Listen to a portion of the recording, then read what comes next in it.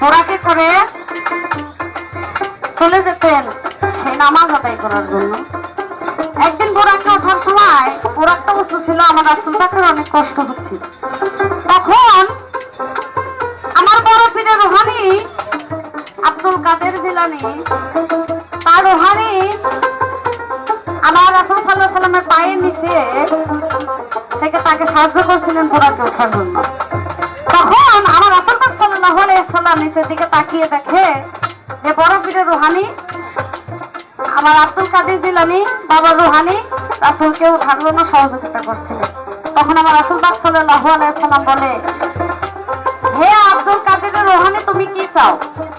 সেদিন বড় পীরের রুহানি বলছিল যে রাসূল সাল্লাল্লাহু আলাইহি ওয়াসাল্লাম, আপনার পরে যদি কোনো নবী থাকে তারপরে আমি নবী হতে চাই। তখন রাসূল সাল্লাল্লাহু আলাইহি ওয়াসাল্লাম বলেছিলেন, আমি শেষ নবী, আমি আখেরি জামানার নবী, আমার পরে কোনো নবী নাই। তবে এই পৃথিবীতে সকল মানুষ তোমাকে বড় পীর বলে ডাকবে, পীরের পীর তুমি বড় পীর। তাই সাধকে কি বলেছে, নবীর পরে থাকলে নবী,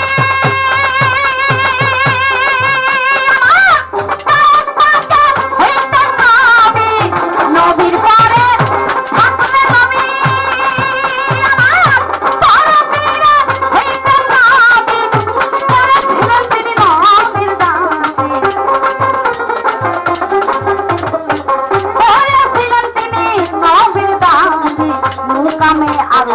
রুহানি আব্দুল কাদের জিলানী তুমি পীরানে পীর দস্তগীর বাজান, আব্দুল কাদের জিলানী তুমি পীরানে পীর দস্তগীর।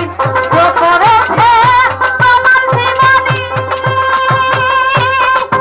বাজান সেই জানে তোমার কাহিনী, যে করেছে মাওলার জীবনী